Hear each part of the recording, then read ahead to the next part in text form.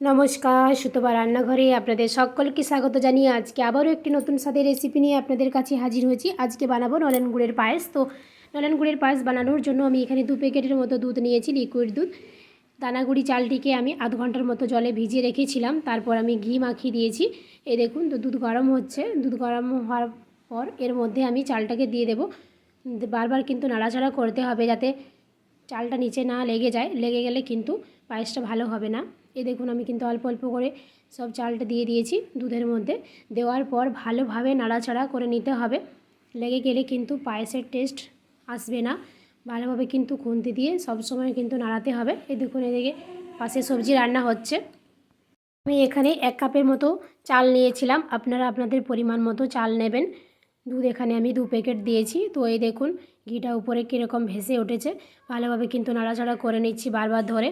খেতে খুবই টেস্টি হয় নলেন গুড়ের পায়েস। এমনি পায়েস তো আমরা খেয়েই থাকি, নলেন গুড়ের পায়েস শীতকালে খুবই টেস্টি হয়। আপনারা অবশ্যই একবার বাড়িতে বানাবেন। তো দেখুন, দুধটা অনেকটা পুরো হয়ে এসছে। আবারও ভালোভাবে কিন্তু নাড়াচাড়া করে নিয়েছি খুন্তি দিয়ে বারবার ধরে। শীতকালে আমরা সকলেই পায়েস পছন্দ করে থাকি। নলেন গুড়ের পায়েস হলে তো বলতেই হচ্ছে না। নলেন গুড়ের পায়েস খেতে খুবই টেস্টি হয়। তো এই দেখুন কি সুন্দর হয়েছে, পুরো চাচির মতো পুরোপুরি অনেকটা হয়ে এসছে। এরপর আবারও দুধটা দিয়ে দিচ্ছি এর মধ্যে। এই সময় গ্যাসের আঁচটা একদম লো ফ্লেমে রাখবেন, নাহলে কিন্তু নিচে লেগে যাবে।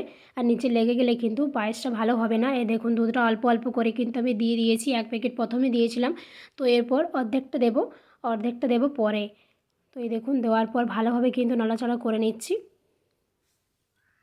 অর্ধেকটা দুধ আমি দিয়ে দিয়েছি, অর্ধেকটা দুধ আমি পরে দেব।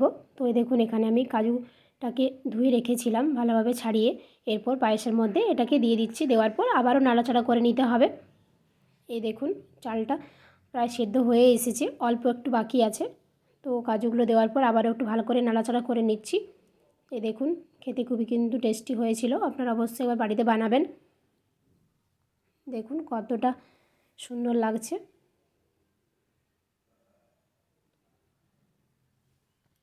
শীতকালে পায়েস খেতে তো আলাদা রকমের একটা স্বাদই আসে।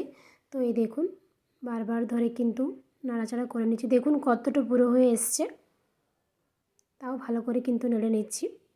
এরপরে দিয়ে দেব আমুল ক্রিম। এটা দিলে পায়েসের টেস্টটা আরও অনেক বেশি ভালো হয়। এই দেখুন, 1 প্যাকেটের মতো আমি এখানে দিয়ে দিয়েছি। খেতে কিন্তু খুবই টেস্টি লাগে, অবশ্যই একবার বাড়িতে বানাবেন। তো দেওয়ার পর আবারও এটাকে নাড়াচাড়া করে নিতে হবে।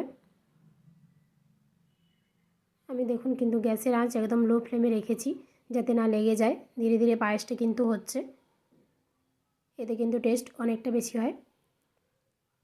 দেখুন কতটা সুন্দর হয়ে এসছে।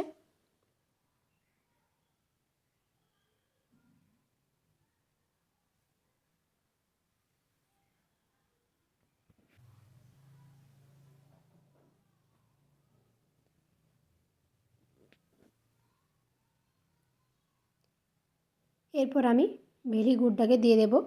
এই দেখুন, এটা আমি কেটে রেখেছিলাম।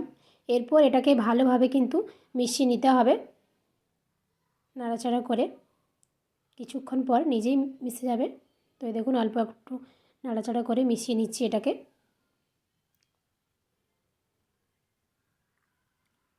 অবশ্যই একটা কমেন্টে জানাবেন পায়েসটা কেমন হয়েছিল। আর ভালো লাগলে আমার চ্যানেলটিকে অবশ্যই একটা সাবস্ক্রাইব করে দেবেন। লাইক কমেন্ট শেয়ার করতে কিন্তু ভুলবেন না। তো দেখুন কালারটি কী সুন্দর এসছে, দারুণ এসছে কিন্তু কালারটা যতটা সুন্দর হয়েছে খেতেও অতটাই টেস্টি হয়েছে। খেজুর গুড়ের একটা অসাধারণ টেস্ট, স্মেল কিন্তু খুব সুন্দর বার হচ্ছে।